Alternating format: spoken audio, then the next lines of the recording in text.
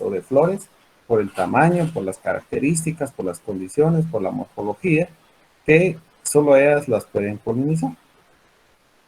Y entonces, pues vamos a entrar a estos elementos que prácticamente pues, yo les quiero compartir el día de hoy, porque sí es importante que ustedes de cierta manera lo sepan y los tengan, porque digamos dentro de estos datos de polinización, aquí pueden darse ustedes cuenta de esta fuente de Espinosa Fernández y Terrell Vergara, perdón, la información de el incremento en la producción que puede haber de algunos cultivos a través de la polinización por insectos, y específicamente de las abejas.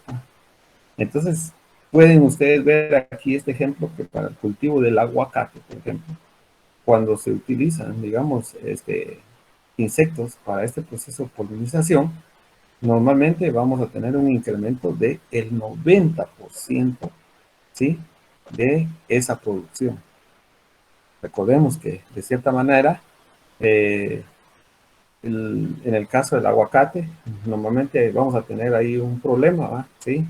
De que son plantas monoicas, entonces eso complica todavía más el proceso de polinización y por lo mismo se requieren de estos insectos para poder incrementar la producción hasta un 90%.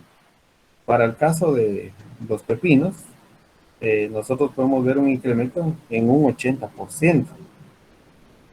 Para el melón, que fue uno de los casos que les voy a platicar más adelantito, tenemos un incremento del 63%. En los cítricos, un 27%. En el café, un 15%.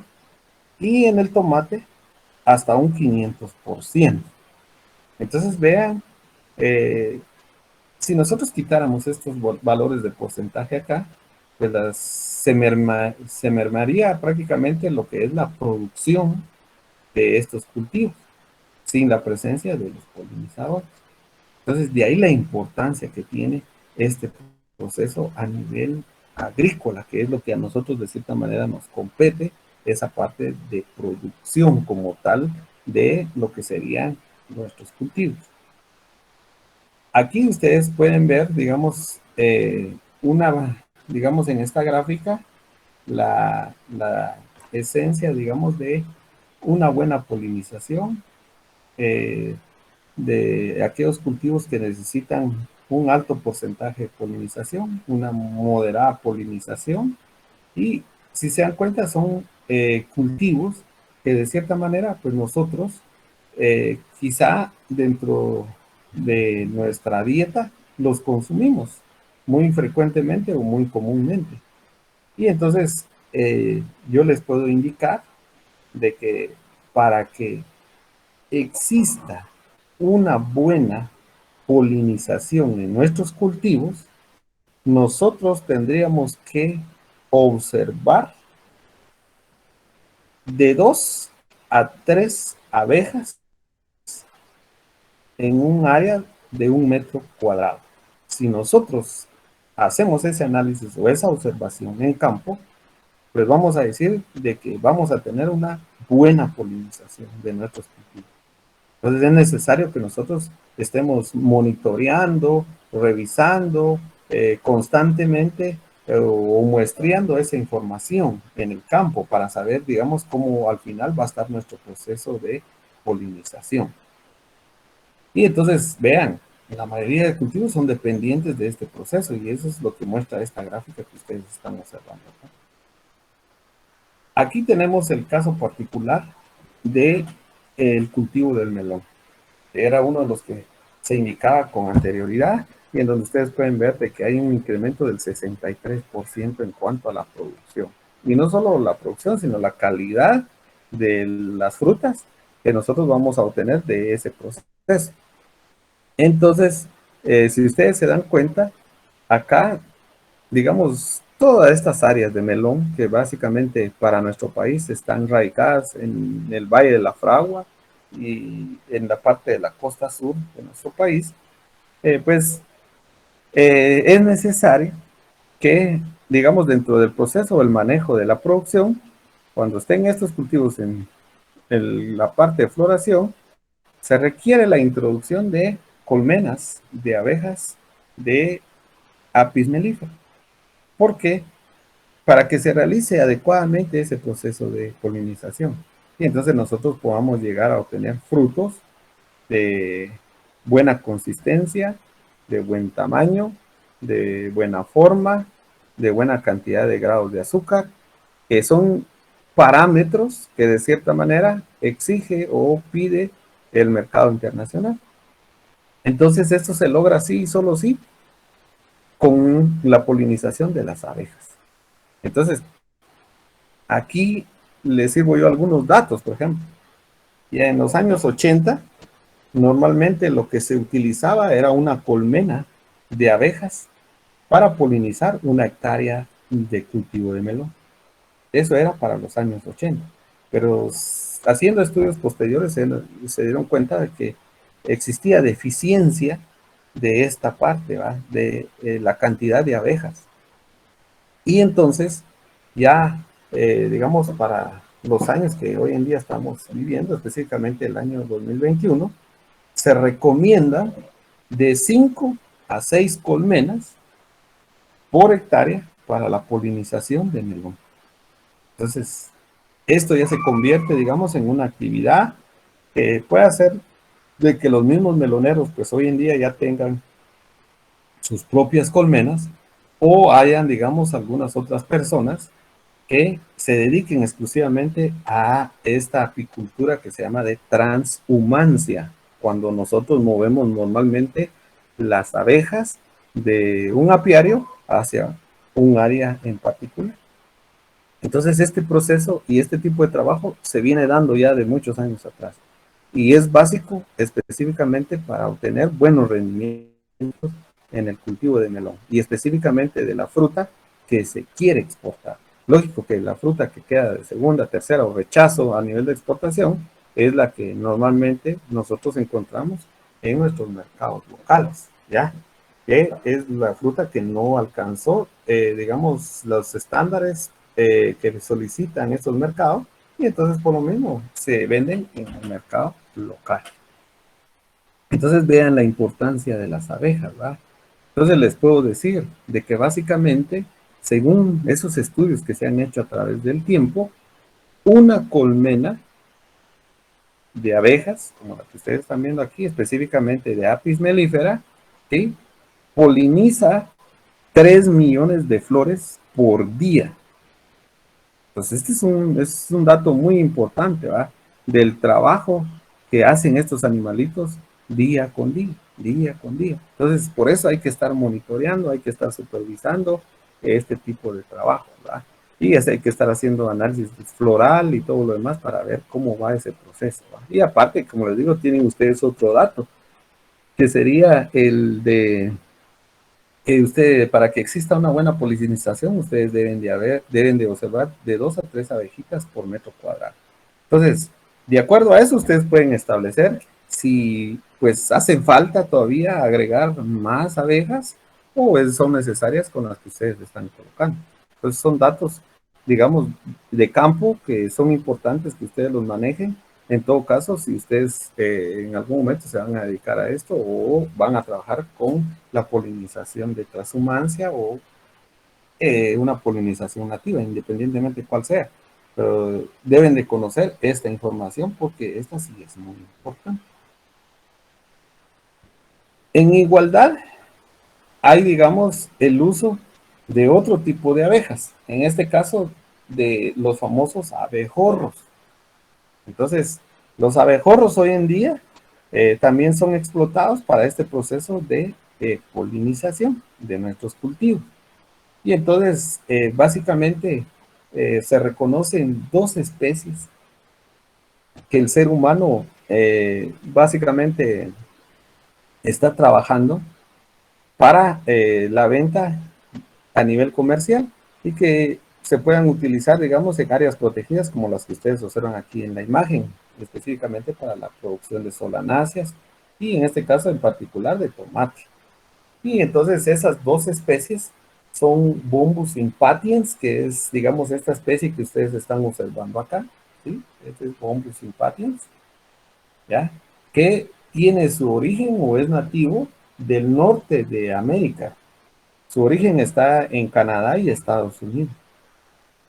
Entonces eso significa que como esta es, digamos, la especie que nosotros estamos trabajando, si nosotros no seguimos, digamos, todos los lineamientos que se nos piden a la hora de trabajar con estos animalitos, y si hacemos un mal uso de ellos, ellos se pueden salir a campo, liberarse y de cierta manera en algún momento desplazar a las poblaciones nativas que nosotros podamos llegar a tener. Para Guatemala, normalmente hoy en día se reconocen de 10 a 12 especies de bombos. Y una de las más promisorias en cuanto a esta parte de la polinización de las solanáceas está Bombus efipiatus.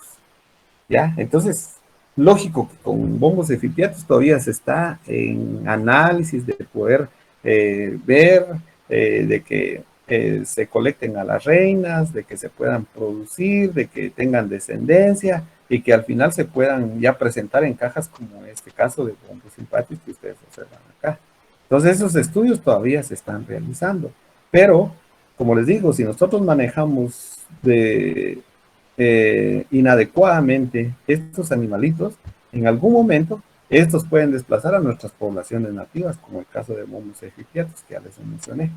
Esto les voy a hablar más porque hay una parte específica de bombicultura dentro de una unidad específica de bombicultura. Entonces ahí vamos a conocer todas las especies, ahí vamos a hablar bien de todo este rollo también de polinización y todo lo demás. Ahorita yo solo estoy dando una pequeña introducción aquí de este rollo para que ustedes tengan una idea del por qué realmente es importante estudiar la biodiversidad y la productividad apícola. Entonces, ustedes pueden observar acá que la polinización aquí básicamente se da por vibración, debido a que las solanáceas, digamos, las anteras, están bien cerradas en donde se encuentra el polen. Entonces se necesita mucha fuerza o mucha energía para poder romper esas anteras y que ese polen salga. Entonces, eso lo logran solo los abejorros a través del aleteo que ellos tienen, debido a que tienen un cuerpo robusto. Entonces, si nosotros quisiéramos meter a otra especie para polinizar de cierta manera las solanáceas, es imposible, porque solo estos animalitos están dotados con esa característica a nivel de fuerza para poder realizar este trabajo. Y ustedes ya se pudieron dar cuenta en las imágenes que les serví anteriormente, que haciendo uso de estos animalitos, prácticamente se puede incrementar la producción desde un 300 hasta un 500% para el caso de las solanáceas. Entonces, lógico que hay que conocer del manejo de los mismos. Y básicamente estos animales lo que buscan es polen. Ellos solo utilizan polen. Es lo que buscan, digamos, dentro de todo ese componente de las flores que visitan. Y bueno, se recomienda normalmente agregar de 2 a 8 cajas cada 15 días por un espacio de 6 meses que dura el proceso de polinización para el caso de las solanáceas. Pero de esto, como les digo, vamos a platicar más a detalle cuando ya estemos en esa parte de bombicultura. Esta solo es para que ustedes tengan una idea y que sepan, pues que digan lo importante que es conocer de estos animalitos, las especies y todo, para, digamos, todo lo que a nosotros nos pueden ayudar dentro del proceso de producción. Tenemos potencial también a nivel de ciertos polinizadores de abejas nativas, como es el caso de los géneros de las famosas nanotrigonas, cefalotrigonas y las meliponas. O sea, de todas las abejas nativas que se conocen aquí, que habíamos platicado el día de ayer, que más o menos son 33 especies reconocidas, ¿sí? Van entre 33 y 40, ¿ya? Entonces, de todas ellas, los géneros de nanotrigonas, cefalotrigonas y meliponas son las que en realidad tienen potencial para polinizar ciertos cultivos que nosotros, de cierta manera, pues se trabajan en el campo hoy en día.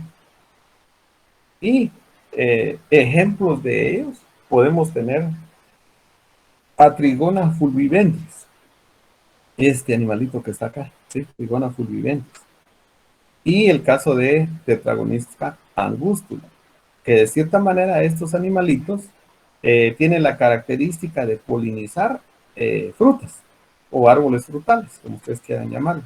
Específicamente cultivos como mango, nance, cítricos y jocote marañón.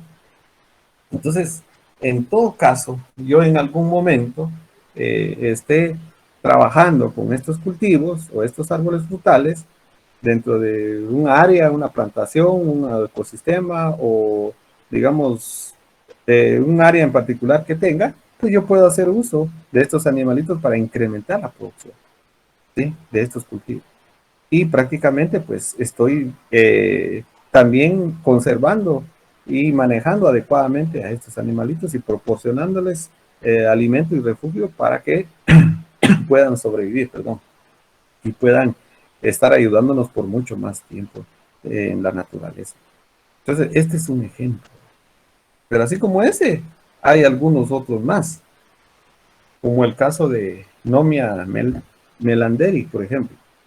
Esta es una especie que se caracteriza por la polinización de alfalfa.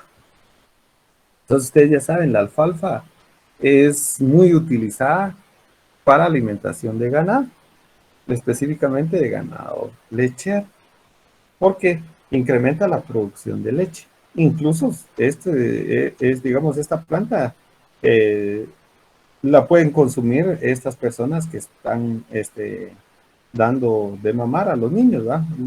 Las madres que están en ese proceso de lactancia. Entonces, es importante que nosotros sepamos, en todo caso, si nosotros nos dedicamos a esta parte de explotación y todo eso, conocer que hay algunas especies que nos pueden ayudar. En este caso, sería la polinización y la obtención de semillas para poder, de cierta manera, seguir manteniendo un cultivo dentro de un área de terreno, ¿va? Este es el caso de Nomia, por ejemplo. Está otro género que es Osmia, que básicamente es muy útil para la polinización de algunos otros frutales, como el caso de los duraznos o los melocotones, y también de las zapotáceas. Entonces, recuerden, nosotros somos un país muy diverso, tenemos muchos bioclimas, y eso hace que entonces tengamos mucha diversidad de plantas y también de árboles frutales. Entonces, si yo me dedico a algunos de estos cultivos, pues debo de saber que me puedo ayudar de algunas especies. En este caso son abejas solitarias que me ayudan a poder tener una mejor polinización y por ende una mejor producción de los cultivos que yo quiera explotar o que tenga en este caso. Ustedes se pueden dar cuenta, acá va que estamos hablando de dos especies totalmente, digamos, de climas opuestos, ¿verdad? Clima frío y clima cálido. Entonces, ellas están adaptadas para poder trabajar en ambos climas, para que de cierta manera, pues, nos ayuden en ese proceso de polinización. Otro ejemplo, ¿sí?, muy utilizado, específicamente en Brasil, es el caso de esta abeja, Chilocopa frontalis, que nosotros normalmente la conocemos como una abeja carpintera comúnmente, pero estas abejas se caracterizan porque tienen la característica de polinizar el maracuyá. Y el maracuyá es, digamos, una de las frutas, digamos, de exquisitas para consumo humano. Y entonces, esos animalitos ayudan a este proceso de polinización. En igualdad pueden y tienen la capacidad de polinizar, por ejemplo, ajonjolí. El ajonjolí, ya saben ustedes de que es una especie que se utiliza para realizar muchos platillos a nivel local. Entonces, es necesario que nosotros sepamos a través de un estudio de biodiversidad qué es lo que tenemos dentro de nuestros agroecosistemas y relacionarlo con los cultivos que de cierta manera, pues nosotros en algún momento podamos explotar a nivel de las características bioclimáticas que nosotros tengamos. En igualdad, en República Dominicana se explota Chilocopa mordax. que es también otra abeja carpintera, como la que ustedes observan ahí, o de los famosos abejorros, y que esta es muy útil para la polinización de tomate, de bajo condiciones de invernadero como tal, ¿va? Entonces ayudan a incrementar esas producciones. Nosotros, acá en nuestro país, podemos hacer uso de las meliponas. Y para Guatemala se reconocen tres tipos de meliponas, que son la melipona bequi o bequi, que es esta, la abeja maya, esta la melipona solani, y tenemos la melipona yucatánica. Son estas tres especies nomás que nosotros podemos encontrar para Guatemala, las que están registradas. Puede ser de que haya alguna otra, pero como les digo, eso se requiere de mucha investigación para identificar la especie como tal que pueda ser. Y ella se caracteriza específicamente en visitar eh, mango, algunas solanáceas, flores, porque recordemos que Guatemala también produce flores y produce follajes. Entonces es importante que estos animalitos, pues también nosotros sepamos dónde los podamos ubicar, ¿va? Pero esto con el conocimiento adecuado. Entonces vean ustedes, Guatemala tiene una alta producción de mango. Entonces, en toda esta parte cálida que tenemos de nuestro país, tanto en la parte sur como en el oriente. Entonces, es importante que nosotros pues también podamos hacer uso de estos animalitos para que se incrementen nuestras producciones, ¿verdad? Porque esa debe ser la mentalidad, digamos, de nosotros como agrónomos. Ser lo más eficientes posibles en el uso de los recursos para que nos puedan obtener la mayor utilidad, ¿sí? Entonces, cuando hablamos de eso, estamos hablando de la productividad, ¿va? Y que recuerden que eso es parte y el nombre de nuestro curso, ¿va? Biodiversidad, o sea, estamos conociendo qué tantas especies y la productividad que nos puedan dar estas especies explotándolas adecuadamente sobre un recurso en particular, que en este caso son las plantas. Entonces, vean esas interacciones, vean esas relaciones que prácticamente nosotros podemos llegar a tener, siempre y cuando tengamos el conocimiento adecuado para poder realizar lo mismo.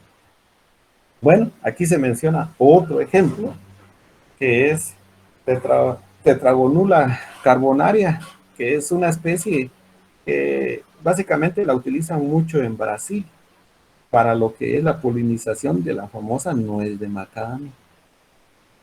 Entonces, Guatemala ya tiene áreas de producción de nuez de macadamia. Entonces ahora lo que habría que hacer es ir a conocer esas áreas, evaluar ¿cómo se llama? La diversidad de abejas que hay ahí y bueno, recomendar las especies que de cierta manera puedan ayudar en a incrementar, digamos, la producción de este tipo de nueces que son muy cotizadas, digamos, a nivel no solo local, sino internacional. Entonces veamos el rol que juegan cada uno de estos animalitos, ¿verdad? Y de ahí la importancia que entonces nosotros sepamos distinguir esa biodiversidad. Y eso es parte de lo que ustedes van a conocer también dentro de los laboratorios que vamos a desarrollar. Está Geotrigona, también que es otro de los géneros, que básicamente pues tiene mucha afinidad en lo que es, digamos, la floración del aguacate. Entonces, pues como les digo, eso es lo que nos queda por investigar, ¿va? O sea, nosotros ver todas esas interacciones, esas relaciones, que normalmente, como lo he mencionado al inicio, es un trabajo invisible que realizan estos animalitos, ¿va? Entonces, mucha gente a veces no se fija y no le pone atención a este proceso de la producción, que básicamente consiste en la polinización, ¿va? Y de hecho, como les indicaba, la polinización no solo va a brindar mayor cantidad de frutos, frutos de calidad y todo, sino que también el valor ecosistémico que tiene como tal, ¿va? ¿Sí? Que eso al final se convierte en una utilidad para ellos. Bueno, esto ya lo habíamos platicado, la diversidad de las abejas nativas para Guatemala, que están reconocidas 33 especies en 17 géneros, eso ya lo platicamos, aquí hablé de los intervalos, les había platicado de este caso en particular de las abejas nativas que hay en Alta Verapaz, específicamente en la comunidad Los Horcones y en Campur. y donde les comentaba que ellos básicamente se dedican ¿cómo se llama? A la conservación y a la explotación de abejas nativas. Y por lo mismo, de cierta manera, también manejan el medio ambiente de una forma adecuada, ¿va? Aquí está en el listado de esas especies, que ahí se los dejo para que ustedes los puedan reconocer y estudiar a detalle. Bueno, eh, tenemos también que a través ¿cómo se llama? Del componente este de la miel de abejas, algunas personas pues prácticamente están produciendo etanol, tomando en cuenta que la miel en algún momento, pues por condiciones y características se puede llegar a fermentar, ¿sí?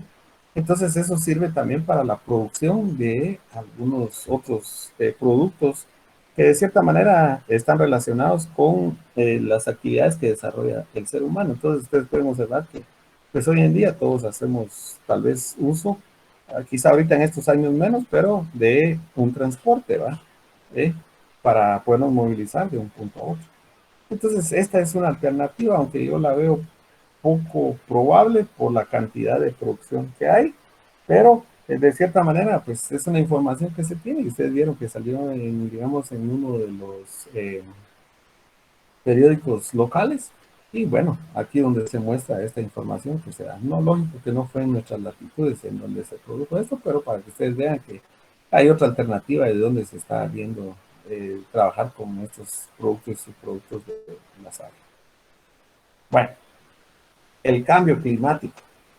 Esta es una temática de moda, es una temática que se viene trabajando de hace unos años atrás y que para el caso de nosotros y el caso de las abejas está muy relacionado con la muerte de nuestras abejas, con las enfermedades que le acosan, con alteración floral, con las plagas que nosotros podemos tener en nuestros cultivos, y igual que el componente de plaguicidas y los incendios forestales.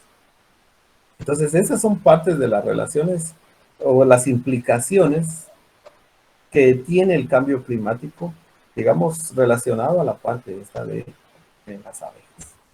Entonces, ustedes se pueden dar cuenta que, digamos, en las noticias nosotros podemos observar información como esta, en donde, digamos, se conocen, no a diario, pero, digamos, constantemente la muerte de las abejas.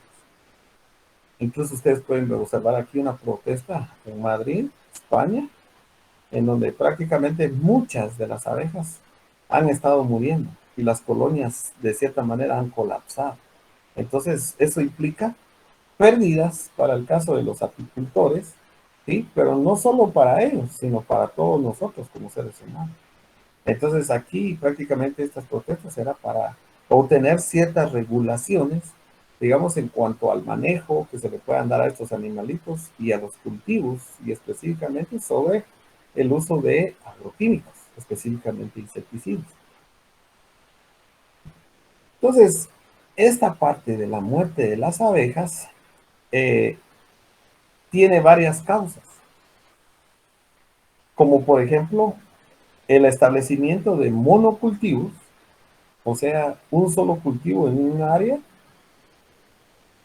y que esos cultivos se explotan a nivel agroindustrial.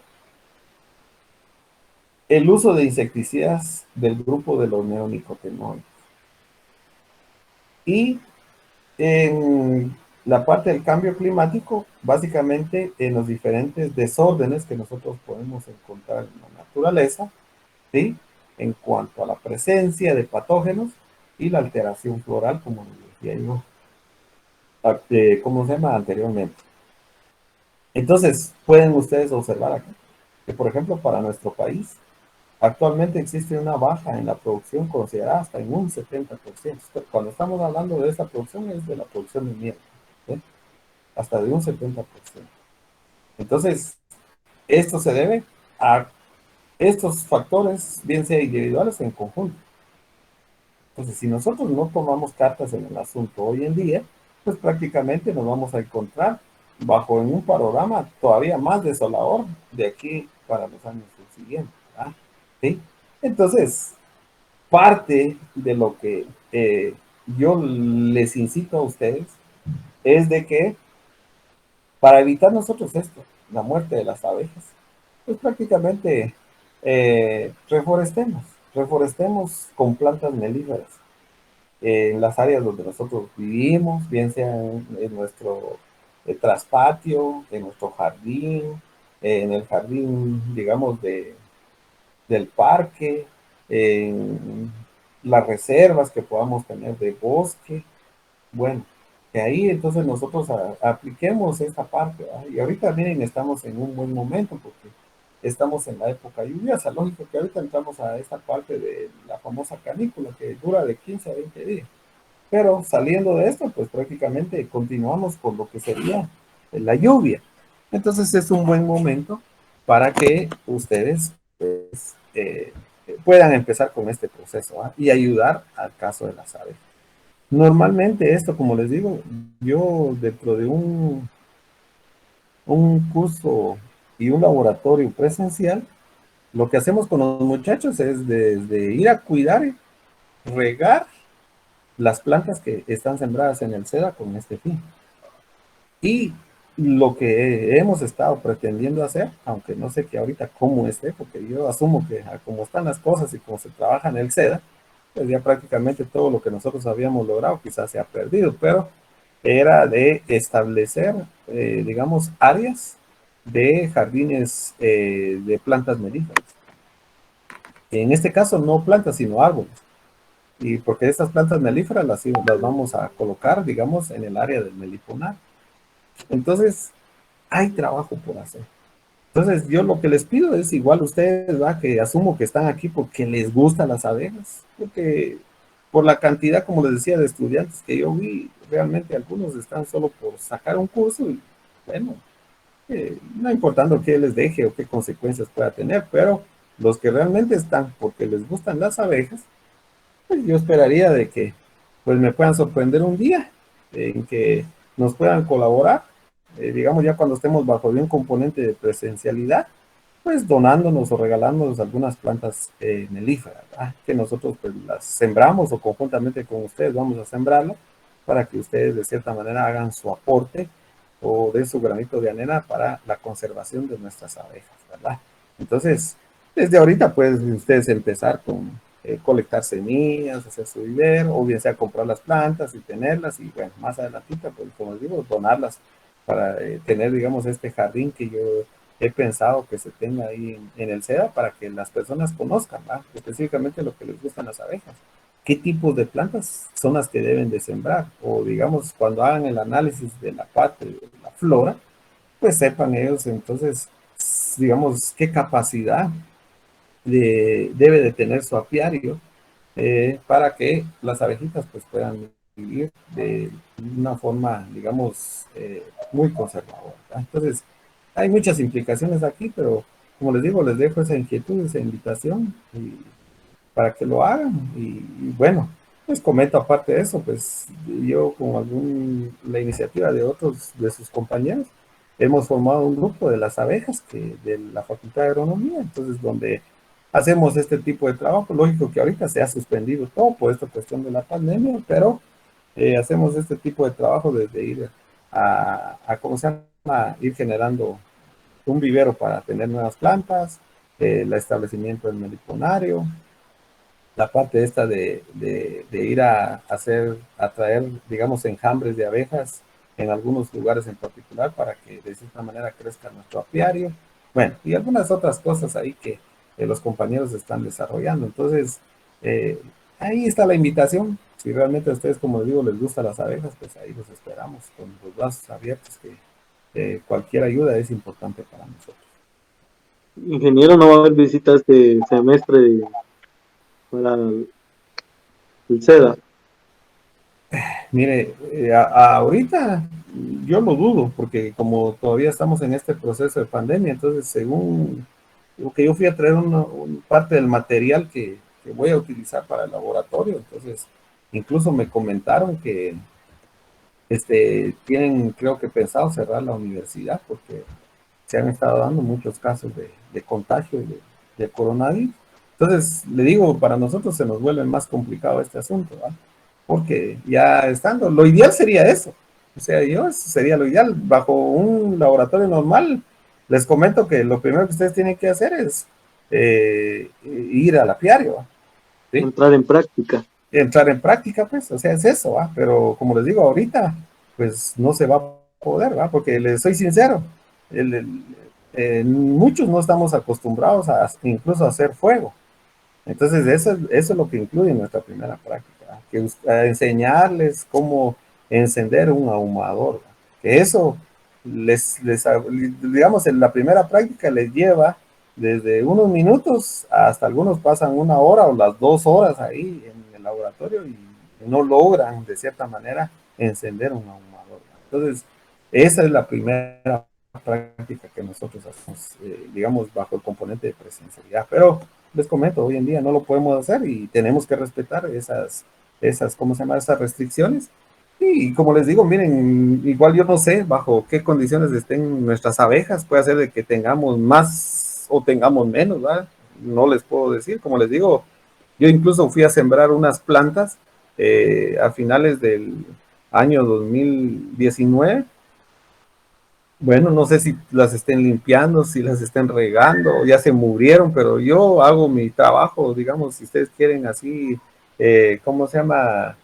Invisible, a manera de ir mejorando esas áreas que nosotros tenemos ahí de las abejas. Incluso yo tengo un gran proyecto ahí para las abejas que esperaría que con ustedes pues lo podamos poner en práctica, ¿va?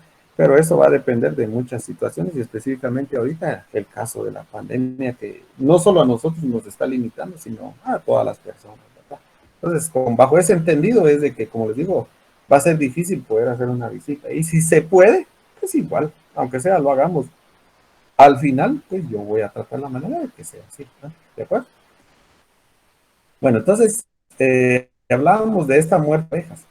Entonces, estas son unas de las fotografías que me sirvió Emilio, digamos ahí de esta área de Cobán, específicamente ahí en Campur. Entonces, ustedes pueden ver, ¿no?, cómo se está dando la deforestación. Miren, miren lo que hace la gente. Les voy a ser sincero, yo conozco esta área. Entonces, normalmente acá, estos son suelos kársticos, ¿sí? Material calizo. Y miren, prácticamente estos suelos no aguantan, digamos, una explotación, digamos así, intensiva, y ni mucho menos para cultivos permanentes, como el caso del café, cardamomo y todo eso, no aguantan, porque más que todo es poca cantidad de suelo y más es la roca que nosotros vamos a poder observar, como ustedes están viendo acá. Entonces, esta masa forestal que quitaron de acá, aquí ya no se va a poder restablecer. O van a pasar muchos años para que de cierta manera esto se vuelva a restablecer. Entonces, esto está pasando, ¿eh? Porque el hombre tiene la necesidad de producir alimentos y él cree que es limpiando esta área aquí va a tener alimento por muchos años. Eso es mentira.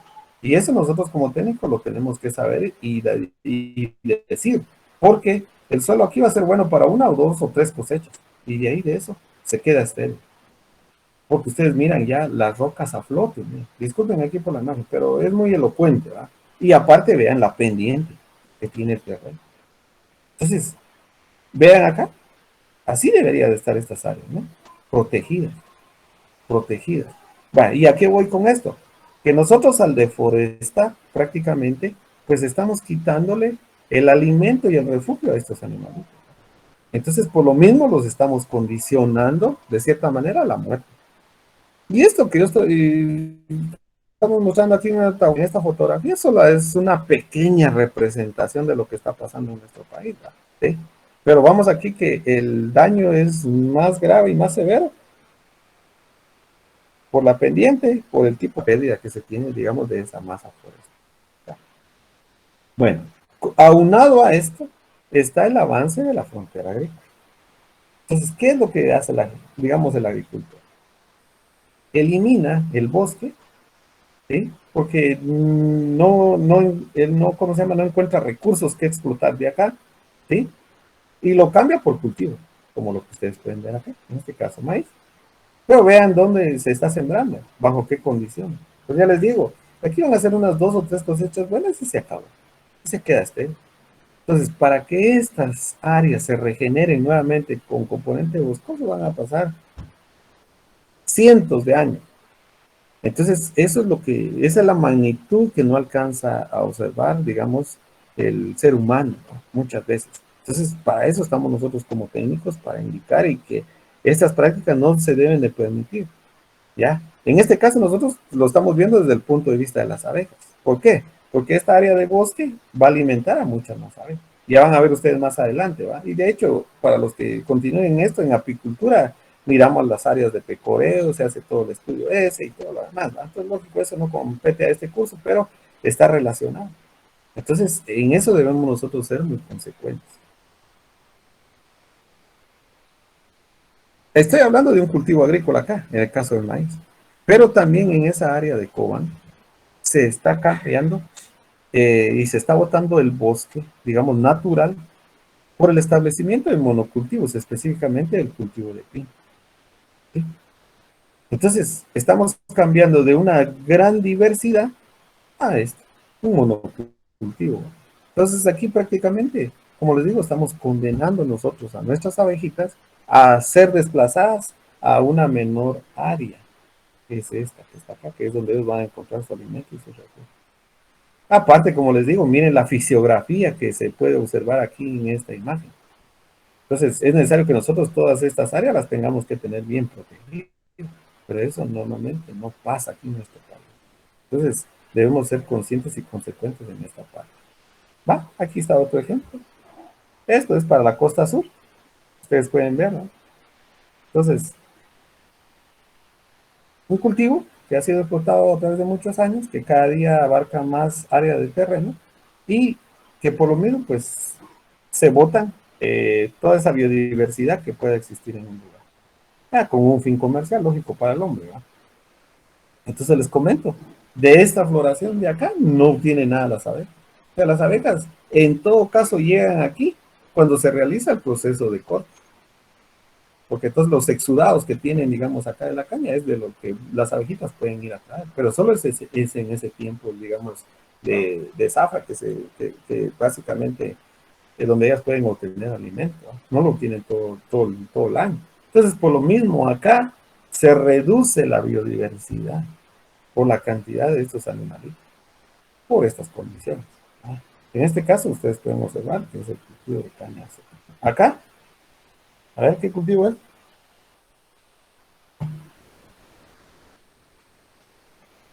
¿Lo pueden distinguir? Palma Palma africana. africana. Palma. Vaya, palma africana, ya se dieron cuenta. Esto es lo que estamos haciendo nosotros como el hombre, ¿no? Entonces, nosotros estamos beneficiándonos a través de la siembra de un recurso. Está bien. Pero ¿qué estamos haciendo? Teniendo pérdida de diversidad. Y esa pérdida de diversidad, o esa diversidad, ya solo queda adscrita a estas orillas, mira, donde hay agua, o el cauce de un río. Eso es lo que nosotros hacemos como seres humanos. Va, dejemos esto. Le estamos quitando el alimento, le estamos quitando el refugio. Va. Y aparte de eso, para que esto esté bien, pues normalmente se realizan altas cantidades de, digamos, de plaguicidas, específicamente insecticidas para el control de algunos insectos que son considerados plagas para este cultivo. Entonces, imagínense la carga o la deriva de todo ese componente toxicológico que de cierta manera se pueda dar. Estoy hablando de esta área aquí, miren, de la parte norte, ¿verdad? Que ya llegó La Palma a la parte norte. Incluso ahora viene hacia abajo, viene ya para la parte esta ¿cómo se llama? De las Verapaz. Entonces, analicemos esto, pues, y ustedes platiquen con un palmero, ¿qué es lo que les va a decir? Bueno, miren, yo estoy generando empleo, estoy generando esto, que aquí, que ya hacen unos pequeños estudios para indicar y decir, sí, miren, aquí nosotros tenemos esto, pero ya un estudio crítico, un análisis tal como de la biodiversidad, pues nosotros nos podemos dar cuenta, pues, de que, o sea, a la larga, todo eso hace que cada vez esas poblaciones de nuestras abejas estén amenazadas. No digamos las extracciones que de todas maneras después se hacen, que ya los vamos a mostrar ahí posteriormente, ¿sí? Bueno, bueno, yo por el tiempo me voy a quedar acá porque sé que algunos, no sé si tengan alguna duda antes de finalizar en esta parte.